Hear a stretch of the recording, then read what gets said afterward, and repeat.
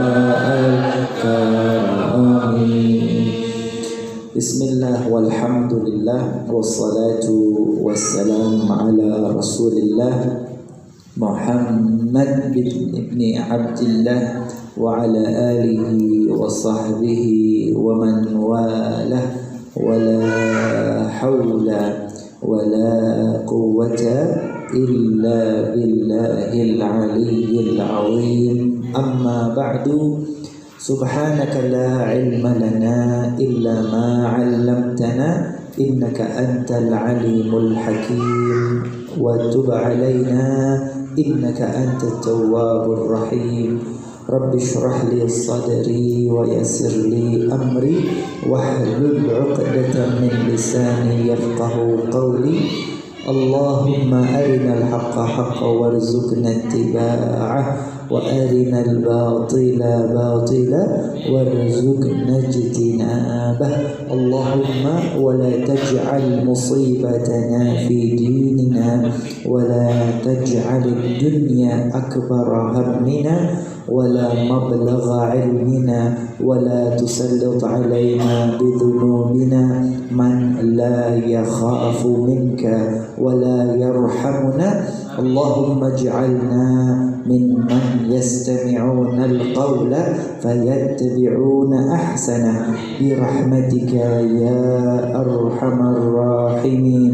Amin Allahumma amin. Tafdhil wa ihtirami, yang saya hormati dan yang saya muliakan segenap para alim, para ulama, para asatidah, para tokoh masyarakat, sesepuh lan bini sepuh, kaji sepuh, jajaran pimpinan dan pengurus Nahdlatul Ulama anak cabang sekecamatan Kondang Legi beserta seluruh badan otonomi di bawah naungan NU, segenap para rawuh hadirin hadirat ingkang minulya, assalamualaikum warahmatullahi taala wabarakatuh.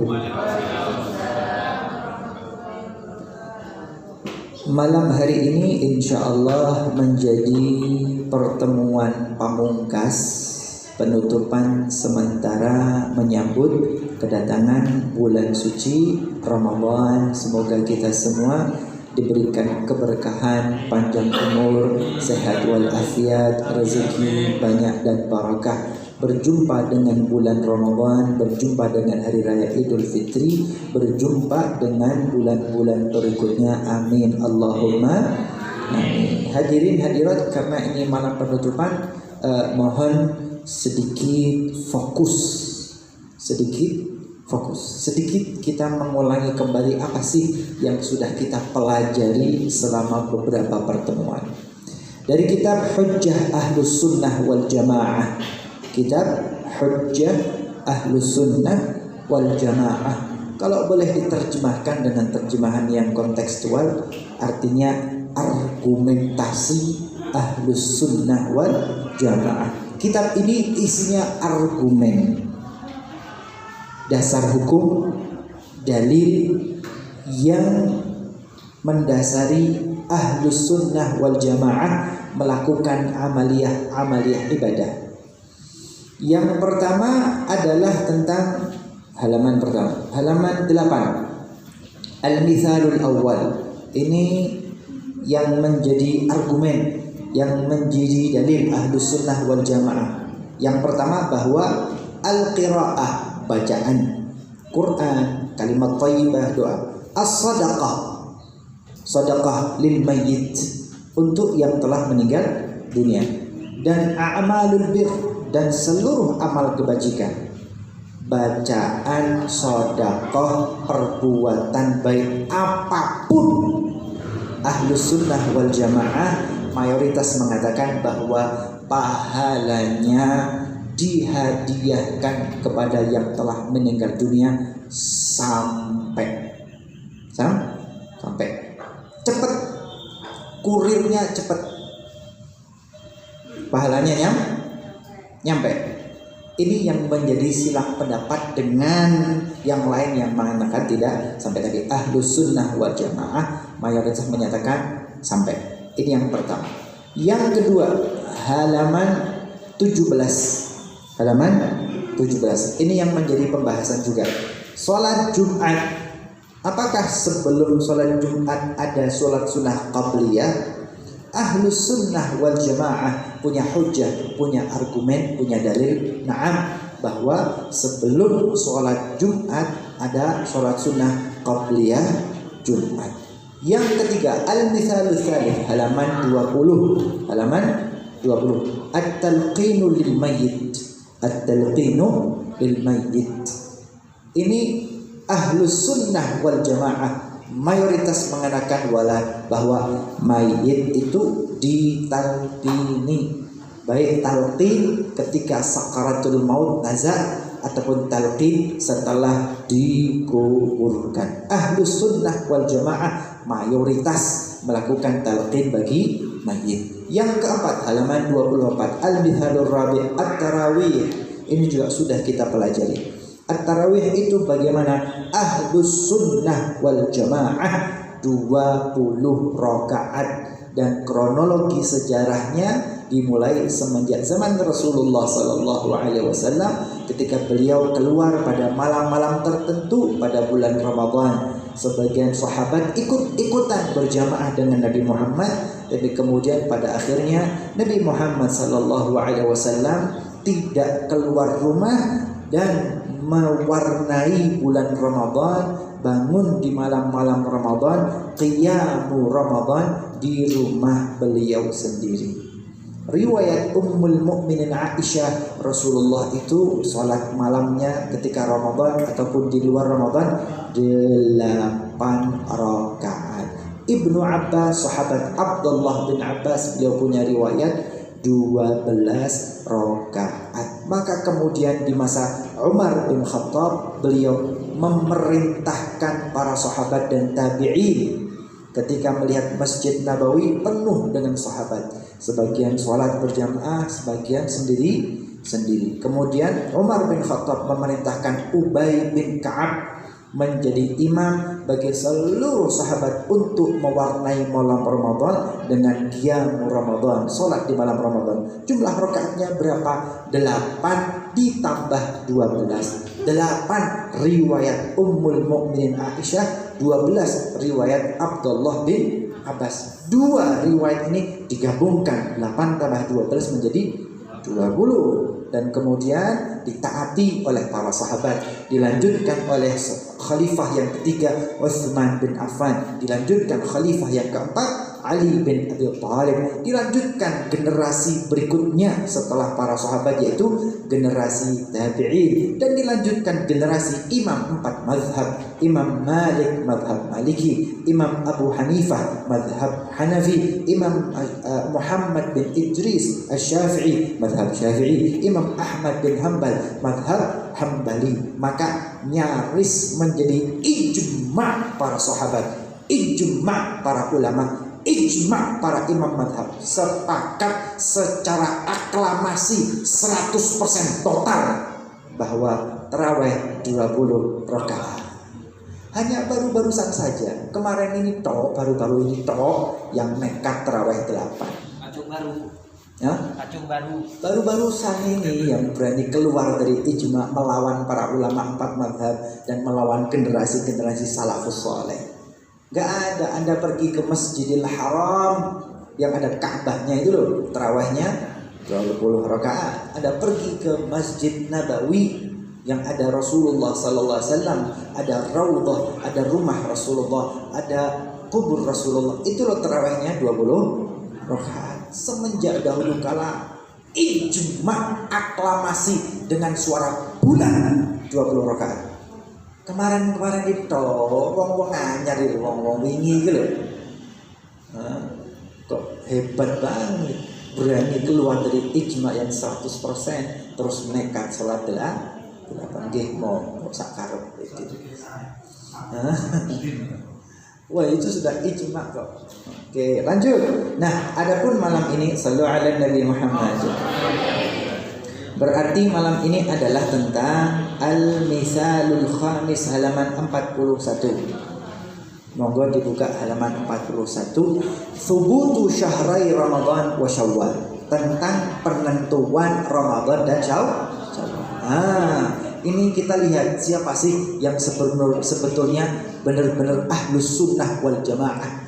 Siapa sih ahlus sunnah yang benar-benar berpegang teguh dengan sunnah Nabi Muhammad sallallahu alaihi wasallam. Wal jamaah, jamaatus sahabah, jamaatul ulama, jamaatul a'immatul madzahib.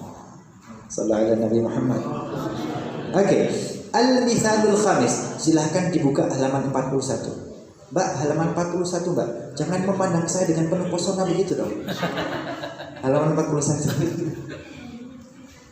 Fokus kepada kitab. Halaman 41, Al-mithalul khamis. Permasalahan yang kelima. Thubutu syahrai Ramadan wa Syawal. Temanya tentang penetapan bulan Ramadan dan penetapan bulan Syawal. Fa fi hadha zamani ay mundu nisfi qarnin taqriban fi Indonesia.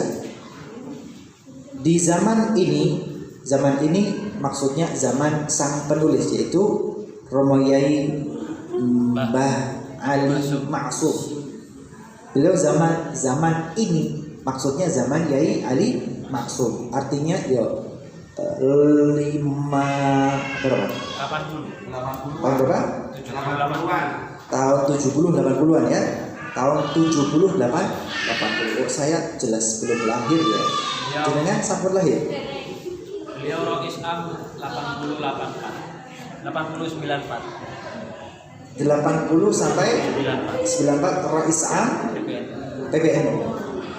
Beliau di tahun 90-an, 80-90 kira-kira. Beliau mengatakan fa fi hadza zaman, di zaman ini 90-an 80-an, mundu nisfi qarnin. Beliau mengatakan mundu nisfi qarnin takriban fi Indonesia, kira-kira ya sekitar setengah abad ini karya Mbah Ali Maksum. Masalan yathuru bainal muslimin jadal wa mira' haula thubuti syahri Ramadan wa Syawal. Ya sekitar 50 tahunan inilah, setengah abad inilah kata beliau. Ini terjadi diskusi yang begitu ramai di kalangan umat Islam di Indonesia tentang penentuan bulan Ramadan dan bulan Syawal.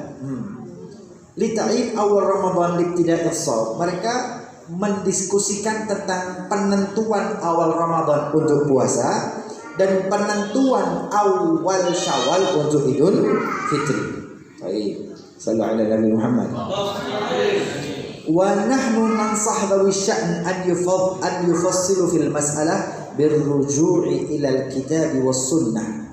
Kami Mbah Maksum maksudnya memberikan nasihat kepada dawi sya'an, mereka yang memegang tanggung jawab, yang memegang keputusan, an yufassilu fil mas'alah, hendaklah berhati-hati dan secara detail berujuk mengembalikan kepada Alkitab, yaitu Al-Quranul Karim, wa ila sunnah Rasulillah sallallahu alaihi wasallam, wal i'tisam bihablillah jami'an. Hendaklah semua kelompok apapun berpegang teguh dengan hablullah, tali Allah subhanahu wa ta'ala, yaitu Al-Quran jami'an, semuanya, wajtinabit tafarruq, dan menghindari perpecahan. Fa inna bad'as siyami yawma idil fitri, karena sesungguhnya awal Ramadan dan sesungguhnya hari raya Idul Fitri itu min sya'airillahi ta'ala, termasuk syiar Allah Ta'ala, panji-panji kebesaran Allah Ta'ala, panji-panji kebesaran Islam. Ingat ya, bahwa awal Ramadan, awal Syawal itu panji-panji kebesaran Islam, kebesaran Allah Ta'ala. Dan wa min ma'alimi tauhidil kalimah, dan termasuk panji-panji mempersatukan umat ala kalimat tauhid, agar bersatu dengan kalimat tauhid. Wa huna tahqiqatun ilmiyah syar'iyyah, dan sesungguhnya ada kajian-kajian yang mendetail, ilmiah dan sesuai dengan syariat. Tahqiqat, kajian-kajian yang mendetail, ilmiah, syariah, sesuai dengan kaidah-kaidah ilmu dan sesuai dengan kaidah-kaidah syariat. Waduh, ini enggak cuma metode ilmiah saja. Loh, ulama kita itu loh, metodenya itu metode yang ilmiah, akademik, dan di waktu sama metode yang sesuai dengan syariat Allah. Penting ya, Bu, Pak, penting nih. Kenapa? Mohon maaf bagi kita umat Islam, kaum terpelajar, kaum akademik, betul kita punya metode ilmiah sesuai dengan ilmu, sesuai dengan dunia akademik, tapi di waktu yang sama syariah. Ada metode syariat yang sesuai dengan syariat Allah. Gak bisa ilmiah doang. Mohon maaf, kalau dunia akademik modern, yang penting metode ilmiah akademik. Kalau hasilnya sesuai dengan syariat atau tidak sesuai dengan syariat, sesuai dengan agama atau tidak dengan agama, mereka tidak peduli. Maka dalam dunia akademik non-Islam ya, pokok ada data gitu ya, pokok ada metode, maka menghasilkan apapun maka dianggap ilmiah dan sah, walaupun menyakiti agama, walaupun menyakiti kitab suci, walaupun melanggar kitab suci, mereka nggak peduli. Ini pernah terjadi di Indonesia ketika ada kajian ilmiah yang hasil akhirnya ternyata mengusik umat beragama. Para akademik mengatakan kami tidak bisa menolak hasilnya. Kenapa? Karena sesuai dengan kaidah-kaidah dan metode ilmiah yang akademik. Tapi kalau dalam dunia Islam, nggak bisa. Silahkan metode akademik, silahkan ilmiah, tapi tetap ada kontrol metode yang sesuai dengan syariat. Kalau hasilnya tidak sesuai dengan kaidah syariat, tolak. Tapi kalau ilmiah sesuai dengan syariat, silahkan diterima. Ada kontrolnya. Sallallahu alaihi Nabi Muhammad. Sakit dipahami? Oke. Qama biha a'immatul a'lam. Metode ilmiah yang sesuai dengan metode syariat ini dilakukan oleh a'immatul a'lam, para imam-imam a'lam yang punya nama besar dalam dunia Islam.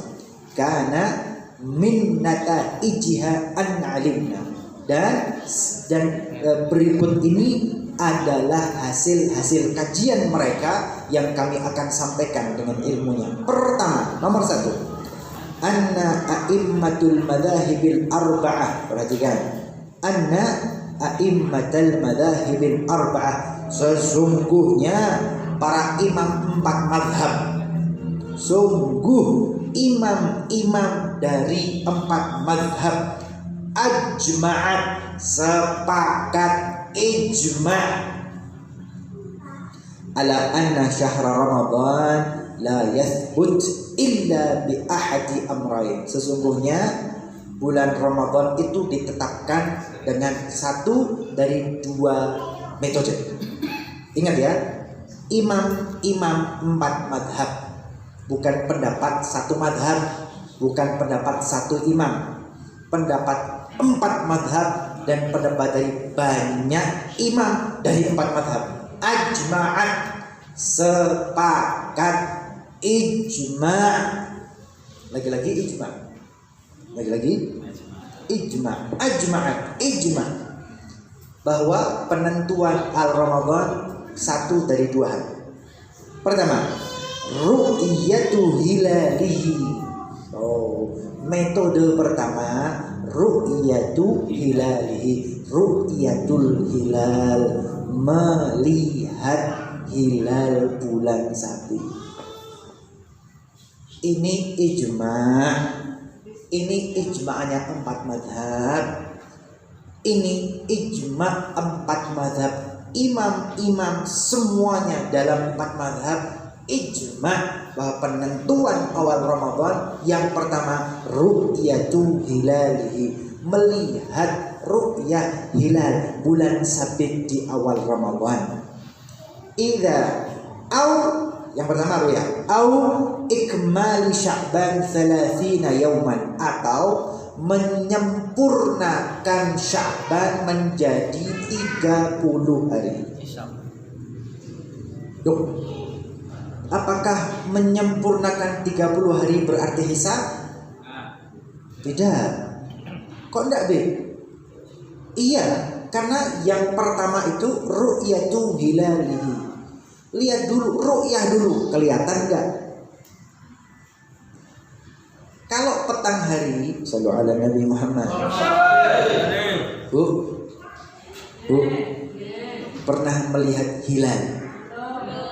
Pernah melihat bulan purnama? Sering.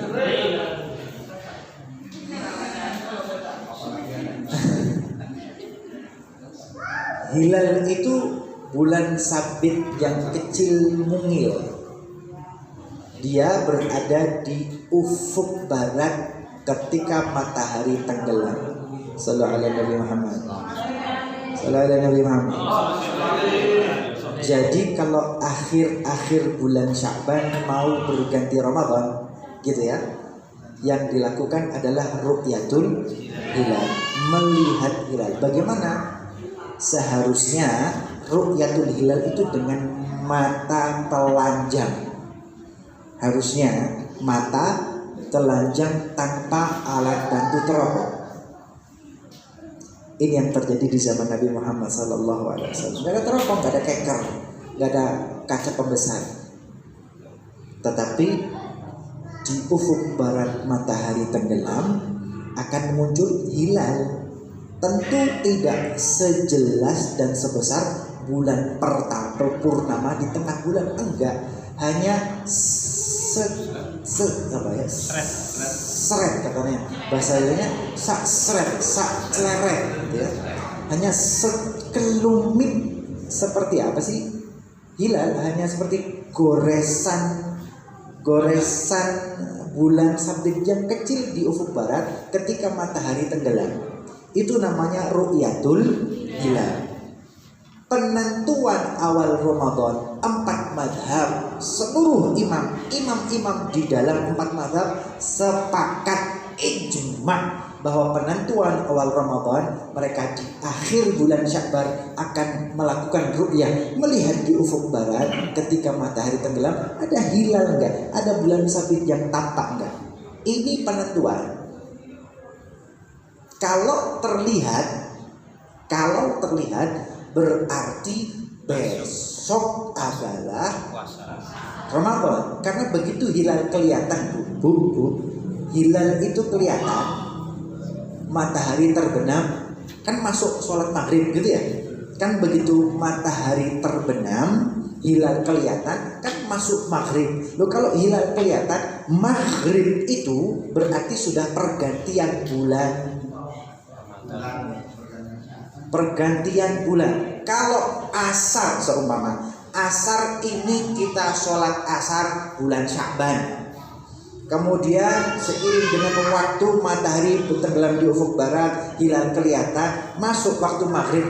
Maghrib itu berarti awal waktu Ramadan. Jadi pergantian bulan Hijriah itu maghrib. Kalau Masehi bukan Hijriah kan 12 malam, bukan maghrib tapi tengah malam. Maka kalau ganti tahun itu ngitungi detikan 10, 9, 8, 7, 6, 5, 4, 3, 2, 1.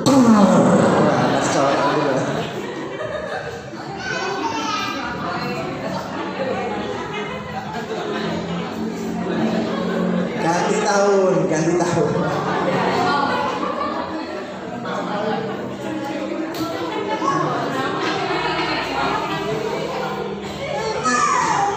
Pergantian tahun, makanya ribut gitu.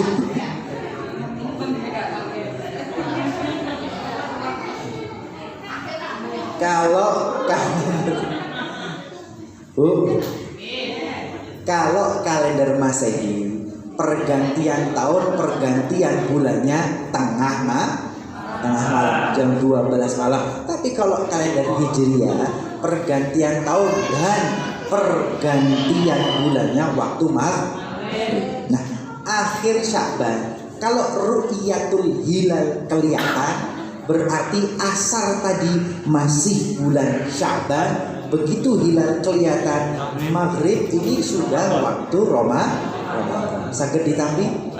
Bisa diterima? Oke. Tetapi yang utama adalah ru'yatul hilal.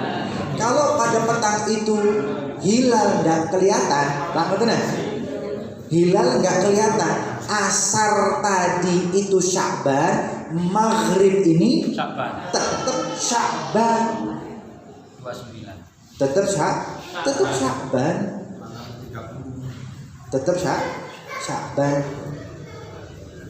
Tadi adalah asar tadi adalah tanggal 29 Sya'ban. Gara-gara hilalnya tidak kelihatan, maghrib itu 30 Sya'ban.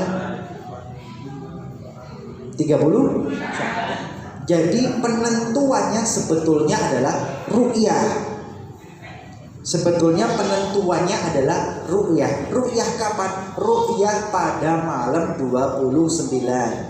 Sekarang ini hari ke-29 asar, menjelang maghrib ru'yah. Kalau kelihatan berarti Sya'bannya sampai 29, maghrib 1 Ramadan. Tapi kalau asar 29 hilal tak terlihat, berarti besok 30 Sya'ban, belum Ramadan. Beb, kalau 30 besoknya asar 30, apakah ru'yah lagi? Ya enggak. Pasti.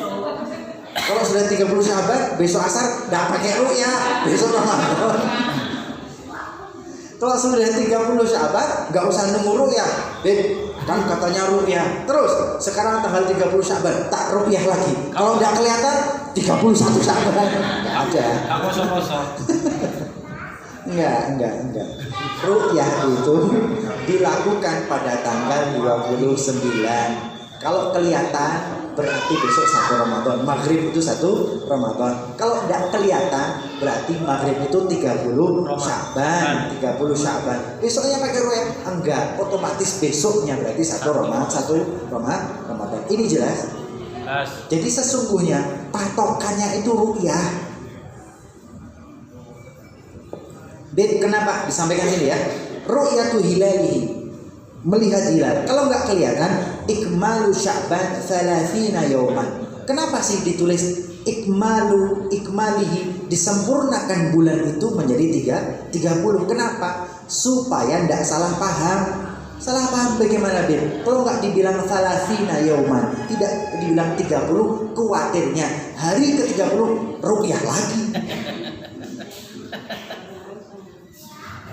Makanya ditentukan bahwa sebetulnya itu yang menjadi patokan ru'yahnya, bukan 30-nya.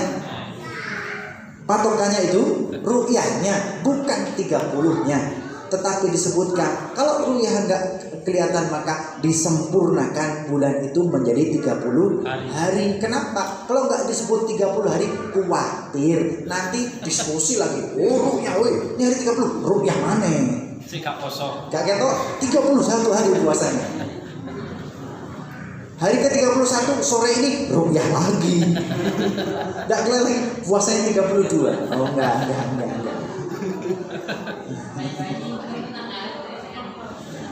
Para ulama kemudian memberikan 30 yauman, disempurnakan 30 saja. Kenapa? Supaya tidak ru'yah lagi ketika hari 30. Kalau sudah 30 pasti setelahnya tanggal 1. Ini jelas nih? Otomatis. Oke. Ru'yah hanya pada hari ke-29. Tapi kalau sudah 30 jangan ru'yah lagi. Otomatis tanggal 1. Oke. Berarti hari 29 malam 30 ya? Iya, ru'yah itu hari ke-29 malam 30 atau malam 1. Kan 50-50. Ya. Tapi kalau sudah udah kelihatan hari ini 30 Sya'ban, ya sudah 30 Sya'ban enggak pakai ru'yah.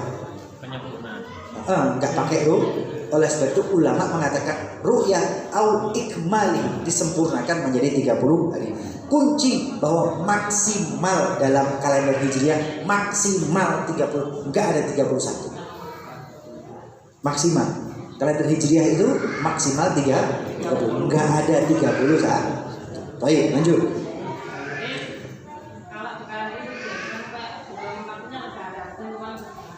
Oke.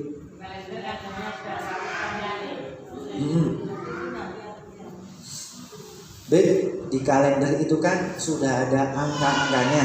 Ya, masalahnya di mana? Jelasannya nanti. Bagaimana?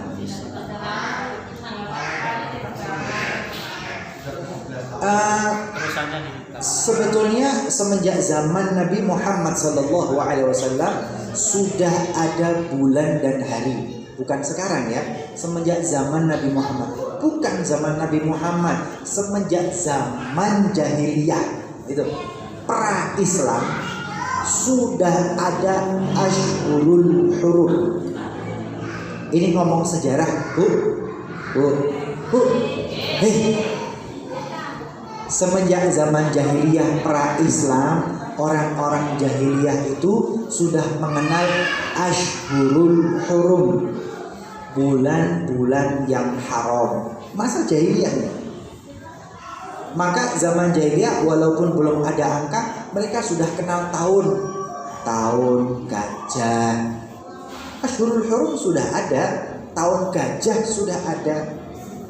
Nabi Muhammad perang umur 14 tahun, tahun Harbul Fijar, tahun perang Fijar. Ketika Nabi umur 30-an tahun terjadi renovasi Ka'bah, maka menyebutnya tahun Binaul Ka'bah, tahun merenovasi Ka'bah. Rasulullah umur 40 tahun, tahun Bi'tsah, tahun di mana Nabi diutus jadi Nabi dan Rasul. Belum ada angka 1, 2, 3 Hijriah, tetapi tahun itu disebut dengan peristiwa yang besar yang paling mencolok di tahun itu. Dan sudah ada bulan, Bu, sudah ada bulan, sudah ada tahun, sudah ada hari.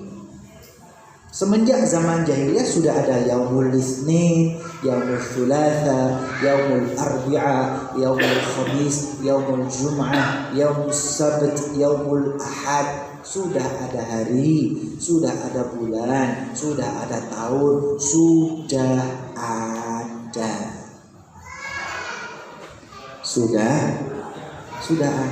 Penanggalan, loh, sudah ada penanggalan. Ya sudah ada penanggalan. Wong bisa ganti tahun, bisa ganti bulan, bisa ganti hari. Ya berarti ada tanggal 1, 2, 3 dan seterusnya.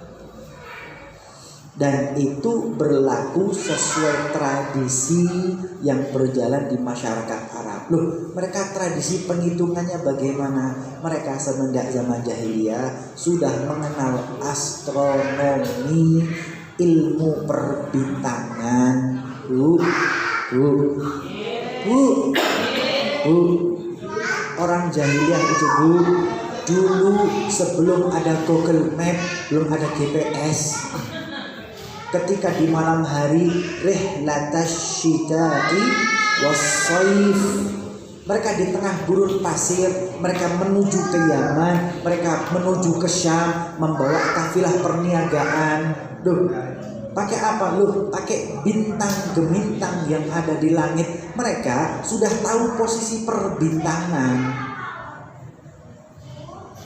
Mereka sudah tahu rasi bintang dan arah bintang di malam hari, hingga ketika malam mereka tahu tujuan mereka. Bu, mereka itu lebih pintar, lebih canggih dari zaman sekarang. Zaman sekarang itu loh, rasi bintang paling untuk ramalan Virgo, Libra, Leo. Minggu ini akan datang sesuatu yang mengejutkan. Cinta datar-datar saja. Dagangan sama Keuangan butuh sedikit penguatan dan penghematan. Kan pernah hidup di zaman jahiliyah. Bu, jadi kalau tanya, Beb, kalender sekarang kok ada hari angkanya? Bu, zaman jahiliyah. bukan dari sekarang saja. Loh, menentukannya bagaimana? Mereka dengan ilmu astronomi, bahasa agamanya ilmu falak. Ilmu falak itu dari mana, B? Ilmu falak adalah hitung-hitungan hisab dengan perbintangan di langit. Loh, B, hisab, betul. Penentuannya itu dengan hisab falak. Tetapi urusan Ramadan, tapi urusan Syawal tidak Rasulullah serahkan kepada orang-orang yang ahli falak dan astronomi, tapi perintahkan para sahabatnya yang lebih mudah. Apa itu ru'yatul hilal? Semua orang bisa melihat hilal di ufuk barat, tapi tidak semua orang ngerti hitung-hitungan ilmu falak. Bu, jelas? Ibu jelas? Itu kok sudah ada kalender tahun depan. Ya, penentuan itu tidak lepas dari hisab, perhitungan ilmu falak, dan tidak semua orang ngerti ilmu falak. Lantas bagaimana supaya Ramadan, supaya Syawal yang syiar Allah, syiar agama Islam ini diketahui oleh seluruh umat Islam?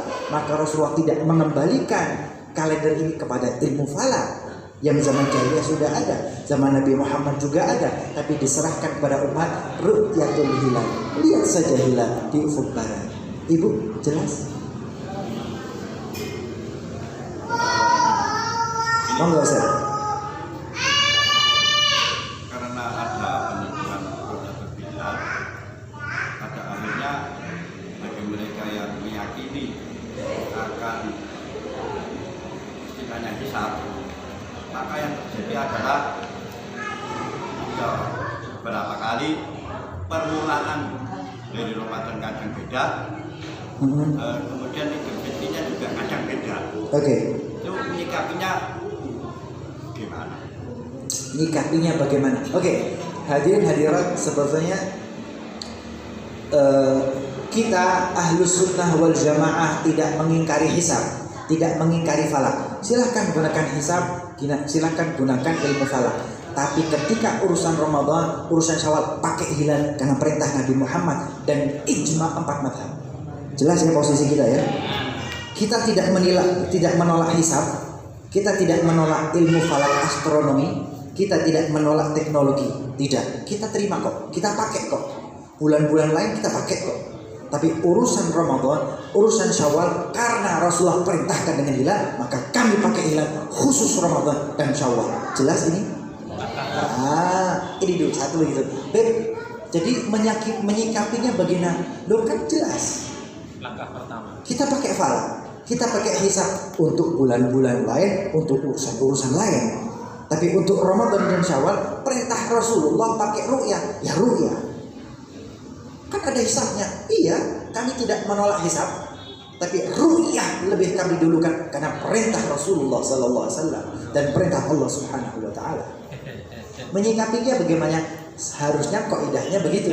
Kami terima ilmu falak, kita terima ilmu hisab sepanjang tahun kami terima, kecuali ketika Sya'ban berganti Ramadan dan Ramadan berganti Lebaran. Karena perintah Allah dan Rasulnya pakai ru'yah, ya pakai ru'yah khusus ini toh. Tadi Muhammad Yarto sing hisab. Kita kan aswaja. Oh, dan ini pun ijma kan gitu. Dan ini pun ijma 4 mazhab, ijma ulama Sepakat. Apakah mereka nggak ngerti astronomi? Ngerti. Mereka ngerti ilmu falak? Ngerti.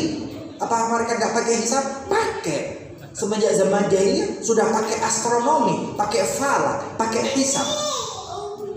Tapi karena Rasulullah perintahkan khusus Ramadan dan Syawal yang merupakan syiar Allah, syiar agama Islam, kok dipakai ru'yah? Dan kenapa sih dipakai ru'yah? Iya, karena setiap orang silahkan ru'yah. Iya, silahkan ru'yah, setiap orang boleh kok. Boleh ru'yah itu siapapun. Sikap kita bagaimana? Kita terima falak, kita terima hisab, kita terima astronomi, dan kita pakai sepanjang tahun. Penentuan tanggal, kalender, waktu sholat kami pakai, kami terima. Tapi khusus Ramadan dan Syawal, karena Allah dan Rasulullah perintahkan ru'yah, maka kami pakai ru'yah. Oke, masuk Bu?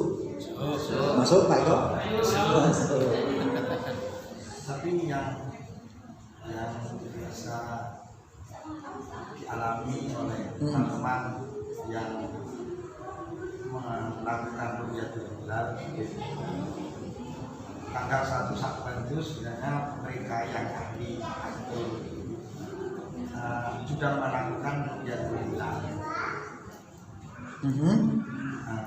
agar supaya pada penentuan waktu Ramadan itu tidak keliru, artinya tidak meleset. Tapi di kenyataan di Kabupaten Malang itu selama 17 tahun kalau tidak salah belum pernah melihat hilal, walaupun itu dilakukan semenjak mulai tanggal 1 Syakban, tanggal 29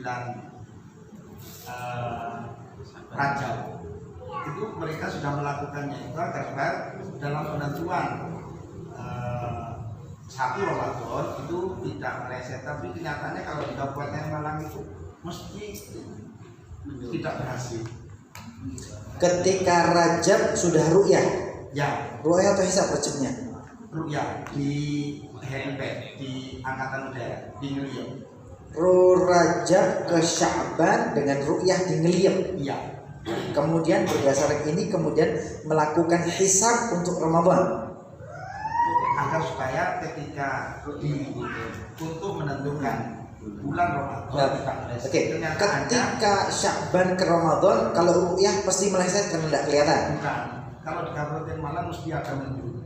Nah iya, berarti tidak kelihatan. Ya, selama 17 tahun tidak pernah berhasil. Selama 17 tahun. Ya. Kalau kembali kepada mazhab, harusnya ru'yah dilakukan pada Ramadan dan Syawal. Oke, satu. Kedua, yang lebih penting lagi, bahwa ru'yah hilal ini berlaku per wilayah. Ini yang agak repot. Kenapa, Beb? Karena pernah terjadi mereka yang berada di Irak, di Syam, mereka melakukan ru'yah dan terlihat hilal hingga mereka lebaran, hingga malam itu pulang ke Mekah Madinah. Sampai Mekah Madinah besok masih Ramadan. Dan itu terjadi. Lantas bagaimana? Masing-masing sesuai ru'yahnya. Maka Mekah Madinah tetap mereka puasa 30 Ramadan. Lah ini yang dari Syam mereka lebaran. Ketika pemerintahannya beda. Tapi karena Kabupaten Malang bagian dari Jawa Timur, bagian dari Indonesia Raya, bahkan Indonesia Timur, Tengah, Barat. Andai kata Kabupaten Malang 17 tahun rupiah peteng terus, ini pasti intervensi Nyi Roro Kidul ini. Oh, sabar kali. Nah, tapi karena bagian dari Indonesia, ya sudah, maka kita mengumpulkan ru'yah dari berbagai macam tempat. Mungkin ada yang kelihatan, mungkin ada yang tidak kelihatan, maka per wilayah. Maka nggak bisa disalahkan juga andai kata Indonesia Raya kok sudah lebaran, tetangga jiran kita Malaysia mereka tetap puasa, bisa jadi karena di Malaysia ru'yahnya nggak kelihatan, di Indonesia karena luas kelihatan. Itu boleh saja ya, itu boleh saja. Ya seperti ini pernah terjadi, Yaman dan Saudi lebaran, Mesir sama Palestina nggak lebaran, ya memang beda.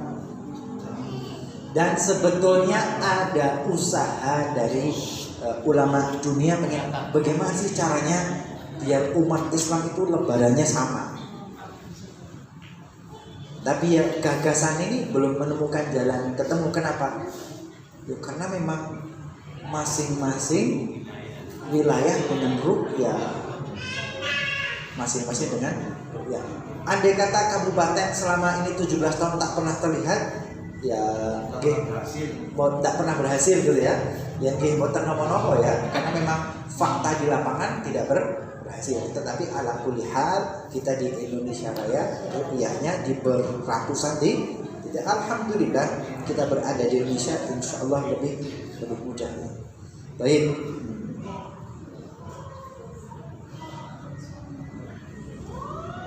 Sudah? Ada pertanyaan? Untuk menyikapi masyarakat yang majmuk ini kan biasanya punya guru sendiri-sendiri. Ada kan lebaran sendiri-sendiri.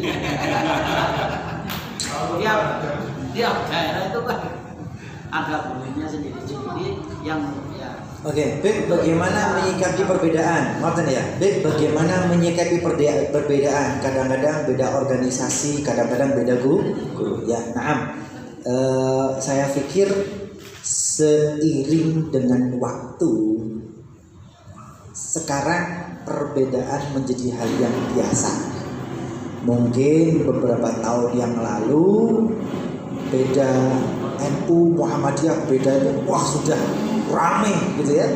Seiring dengan waktu, informasi, teknologi dan masyarakat sudah sering kali bertemu dengan perbedaan, maka saya pikir sekarang perbedaan sering terjadi ya.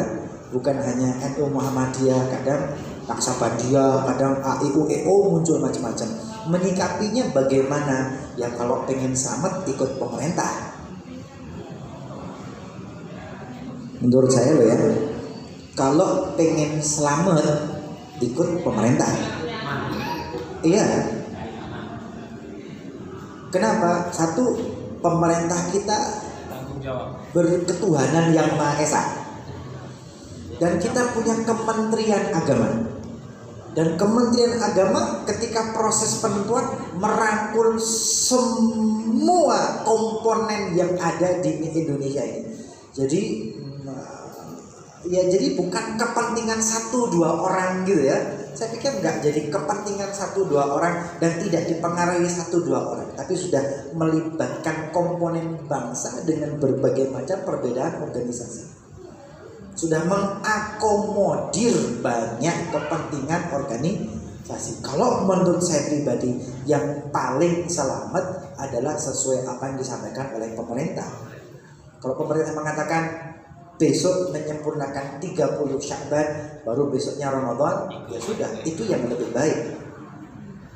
Besok disempurnakan 30 Ramadan baru besoknya 1 Syawal, ya sudah, kalau itu menjadi keputusan pemerintah. Dan faktanya selama ini pemerintah selalu merangkul dan mengakomodir.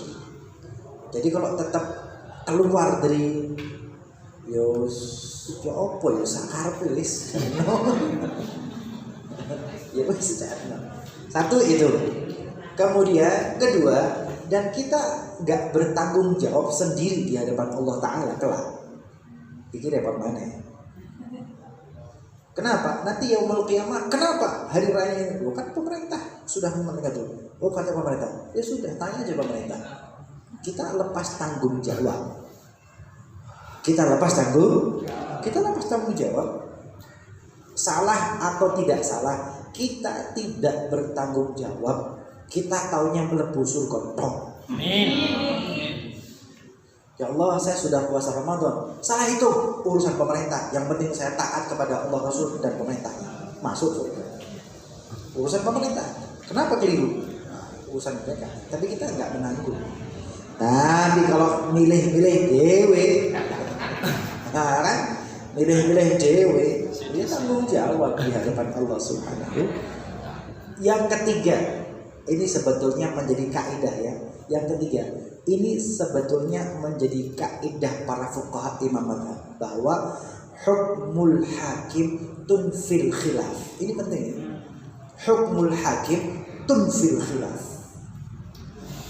Keputusan hukum pemerintah itu meniadakan khilaf. Ini kaidah fikih. Ini kaidah para ulama. Ini kaidah para fuqaha. Mereka mengerti, mereka paham, mereka ahli agama, mereka ahli falak, mereka ahli segala-galanya. Tetapi keputusan-keputusan yang menyangkut kemaslahat seluruh umat, mereka tahu ada khilaful fuqaha, mereka tahu ada khilaful madzhab, mereka tahu. Maka mereka juga tahu bahwa ada masanya hukmul hakim tunfil khilaf. Kalau hakim Pemerintah sudah memutuskan sesuatu, maka tidak ada khilaf, ikuti pemerintah. Ini baru zaman dulu sudah begitu. Gak ada ya dalam sejarah empat mazhab lantas angkat senjata lawan pemerintah. Gak ada. Tidak ada. Loh, apakah penguasa zaman dulu adil semua? Ya enggak, sama aja. Kursi kekuasaan itu jadi rebutan tuh semenjak dahulu kala. Oh iya. Perpindahan masa Al-Khulafa'ur Rasyidin. Pertama Abu Bakar, kemudian Umar, kemudian Utsman, kemudian Ali. Ali memindahkan ibu kota dari Madinah pindah ke Kufah. Kufah setelah itu perang saudara dengan Damaskus. Ini ada kalau sekarang istilah kata sekretaris negara. Sekretaris negara itu bukan jabatan politik yang diperebutkan, enggak. Yang diperebutkan itu RI satunya, kira-kira begitu ya. Khalifahnya diperebutkan. Ali bin Abi Thalib terbunuh, Muawiyah bin Abi Sufyan meninggal, kemudian Yazid bin Muawiyah. Ini sekretaris negara mengatakan bahwa aku di posisiku sebagai sekretaris negara, aku sudah melihat 12 kepala yang terpenggal gara-gara rebutan kursi. Ini sekretaris negara yang mengatakan, saya melihat 12 kepala yang terpenggal bergantian untuk memperebutkan kursi khilafah ini. Itu di masa dinasti Bani Umayyah. 12 kepala. Jadi yang ini memenggal yang itu, kemudian dia dipenggal rebutan. Artinya dunia kekuasaan dan politik itu memang begitu. Dan dari dulu perebutan kekuasaan itu dari dulu. Apakah hanya dalam dunia Islam? Tidak, di belahan dunia manapun.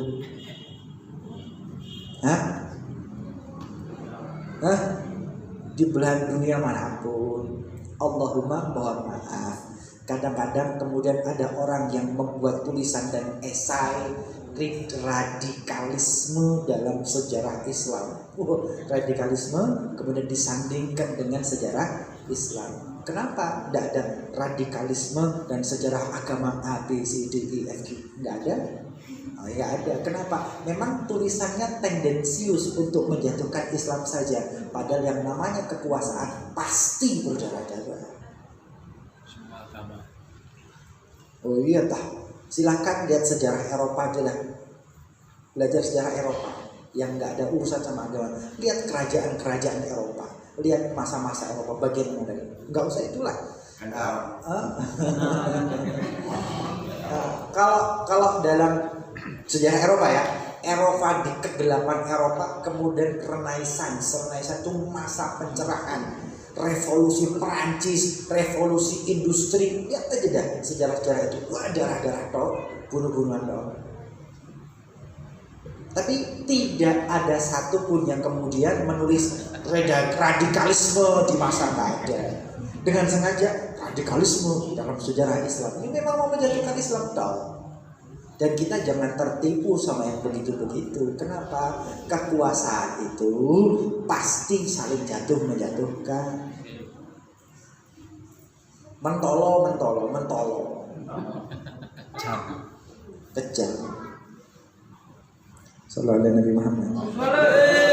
Kok ngomong masalah itu kenapa? Para fuqaha itu loh yang tahu bahwa dunia politik kekuasaan itu seperti itu. Mereka kadang berbeda kok dengan penguasa. Imam Ahmad bin Hanbal beda dengan penguasa. Imam Malik di penjara 4 periode di penjara dikebuki. Imam Ahmad bin Hanbal. Imam Malik bin Anas jaga jarak dengan penguasa. Imam Bukhari yang penulis Sahih Al-Bukhari nggak mau kitabnya, ayo kemari masuk ke istana negara ngaji di sana, nggak mau dia. Nggak mau.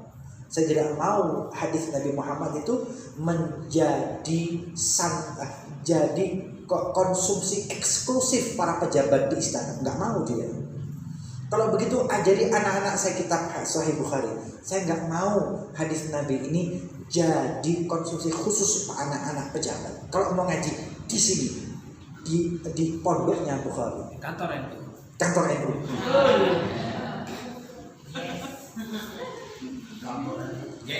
Maka kemudian Imam Bukhari diusir keluar, keluarga negaranya dicabut, EKTP-nya digunting, Ekstradisi. keluar dan tinggal di tengah padang pasir, buat kemah di tengah padang pasir. Kemudian Imam Muslim, ada Sahih Bukhari dan Sahih, muridnya itu Imam Muslim. Imam Muslim muridnya Bukhari. Maka kemudian Imam Muslim, beliau ini murid ya, murid itu mendukung gurunya, ia pergi ke padang pasir, melayani gurunya di padang pasir. Gimana dengan orang-orang dalam negeri itu, mereka kalau ngaji pergi ke luar kota, ngaji di padang pasir, kemudian pulang. Loh, ada riak-riak perbedaan antara para ulama dengan penguasa, tetapi mereka mengatakan hukmul hakim tunfil khilaf, keputusan hakim meniadakan khilaf di antara para fuqaha. Harusnya kalau Kementerian Agama mengatakan besok Lebaran, semua Lebaran, besok Ramadan, itu harusnya begitu.